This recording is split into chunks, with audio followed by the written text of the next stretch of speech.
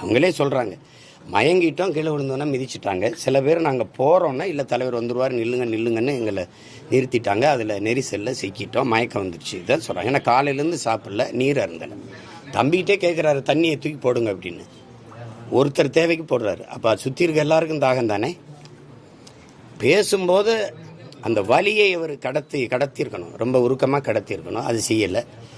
இப்போ நம்ம பேசுகிறோம், மாண்புமிகு தமிழக முதல்வர் அவர்களுக்கு சட்டப்படி நீங்கள் நடவடிக்கை எடுக்கணும்னு இருந்தால் என் மேலே எடுங்க.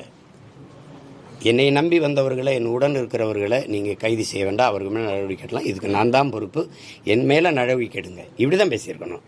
நீங்கள் ஏதாவது பழி வாங்கணும்னு நினச்சா நீங்கள் என்னென்னா, இது எப்படி திரைப்பட கதாநாயக வசனம் மாதிரி இருக்குது. இப்படின்னா அங்கே கதாநாயகி குடும்பத்தையெல்லாம் கட்டி வச்சுக்கிட்டு என்னை பிடிச்சி வச்சுட்டு கேட்கும்போது தொடர்தான் இருந்தால் என்னையை தொடு, அவங்களையெல்லாம் விடு அப்படின்னு வசனம் பேசுவோம்ல. அப்படி இருக்கு பார்க்கும்போது.